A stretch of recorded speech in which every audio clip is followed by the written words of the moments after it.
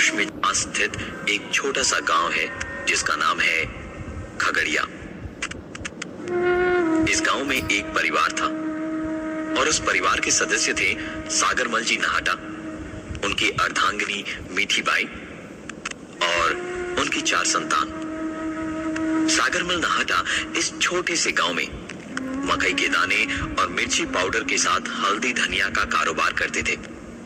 सागरमल नाहटा बहुत ही खुश मिजाज इंसान थे और अपने बच्चों के साथ साथ आसपास के बच्चों में वो काफी लोकप्रिय थे, क्योंकि वो हर रात बच्चों को कहानियां सुनाया करते थे।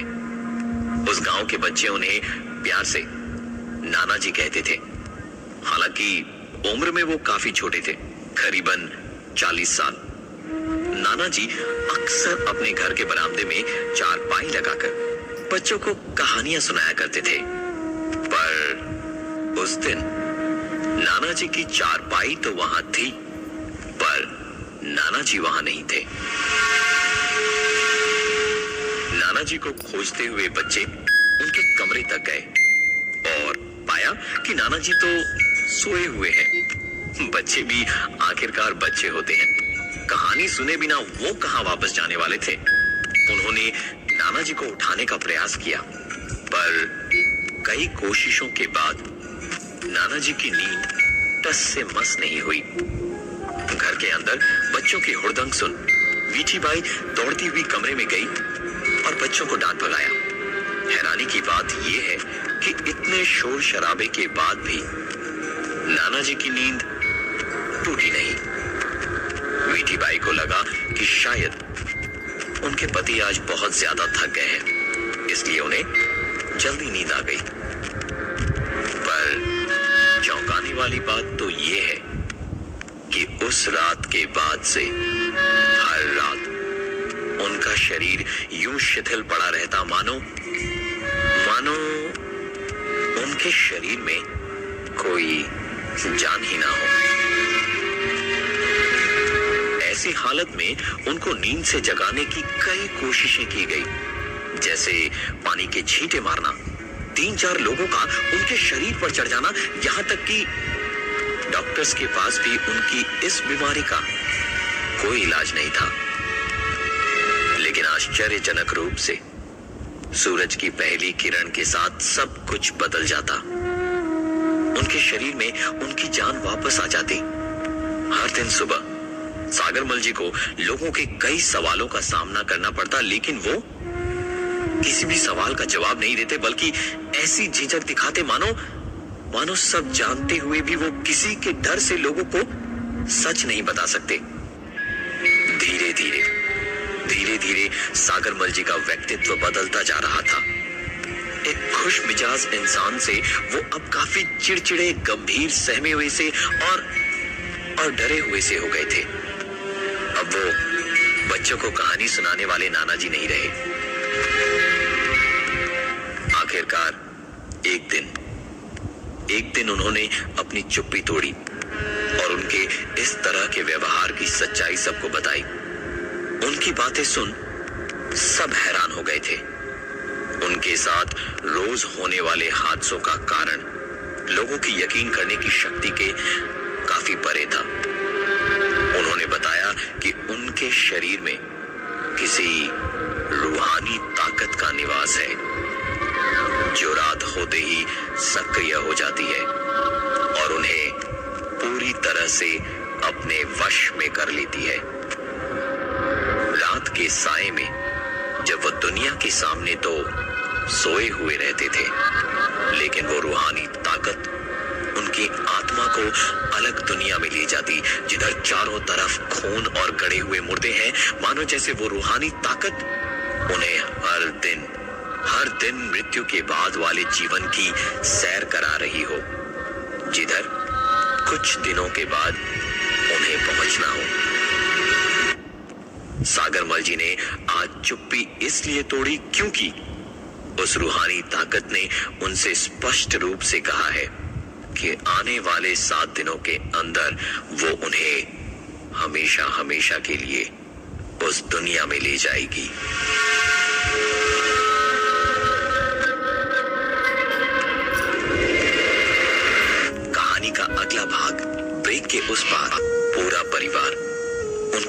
सुन अचंभित था। उन्होंने तुरंत एक पंडित को बुलाने की ठानी जो उनके शरीर से उस रूहानी ताकत को मुक्त करा सके।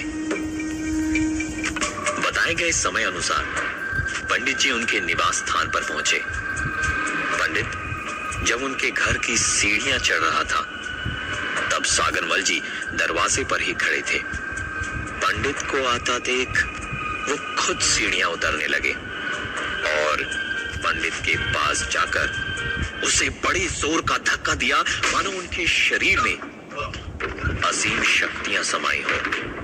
पंडित जी सीधा सीढ़ियों के नीचे जा गिरे और फिर वहीं से डर के मारे 9-11 हो गए। पूरे खगड़िया गांव में ये खबर आग की तरह फैल चुकी थी और क्योंकि सागरमल जी सबके बहुत प्रिय थे, गांव वालों ने उनके इलाज के लिए बगल गांव से एक बहुत ही प्रख्यात मौलवी को बुलाया। घर में पहला कदम रखते के साथ ही उस मौलवी को एहसास हो गया था कि ये रूहानी ताकत बहुत शक्तिशाली है और इस पर काबू पाने के लिए बहुत मशक्कत करनी पड़ेगी।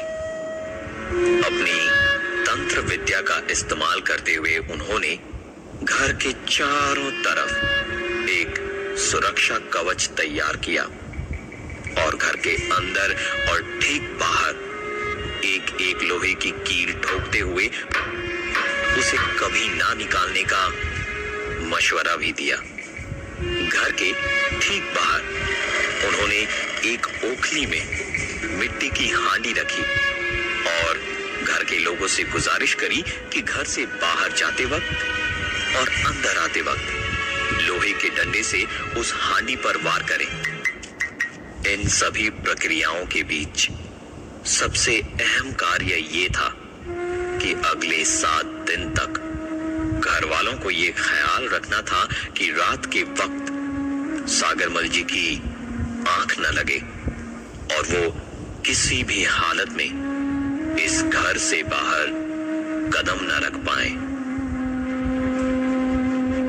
अगले 7 दिनों तक सागरमल जी को घर में कैद करके रखना काफी मुश्किल था।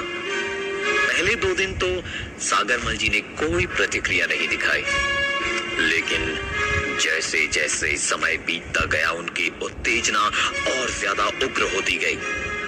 उन्होंने घर से बाहर जाने की हर संभव कोशिश की, यहां तक कि उन्होंने भावुकता को अपना अस्त्र बनाकर घर वालों को रिझाने की कोशिश की ताकि उनके आंसू देख घर वाले पिघल जाएं और उन्हें घर से बाहर ले जाएं।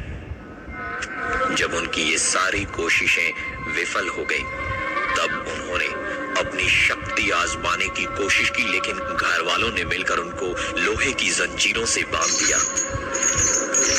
इन सब चीजों से ज्यादा कठिन था उनको हर रात जगा कर रखना।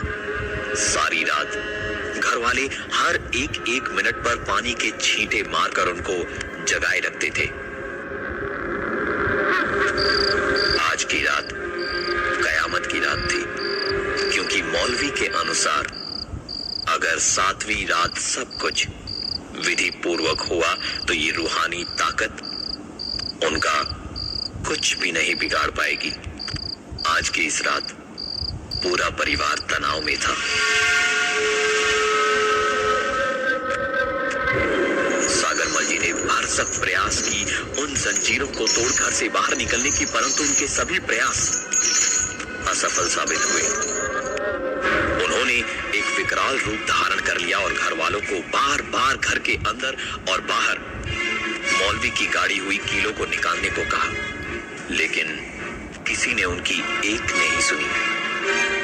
किसी तरह ये भयानक रात गुजरी और 8वें दिन की सुबह की पहली किरण के साथ सागरमल जी के स्वभाव में भी बदलाव आ गया था। उन्हें काफी शर्मिंदगी थी ये सुनकर कि उनके कारण पिछले 7 दिनों में उनके परिवार ने कैसी परिस्थितियों का सामना करा। घर के अंदर काफी खुशी भरा माहौल था, जो अचानक अचानक आई एक खबर से पूरा परिवार अचंभित हो गया। कठिनाई से भरे इन 7 दिनों के बाद सागरमल जी को तो उस रूहानी ताकत से मुक्ति मिल गई थी, लेकिन जिस मौलवी ने उनका इलाज किया, उसकी 8वें दिन सुबह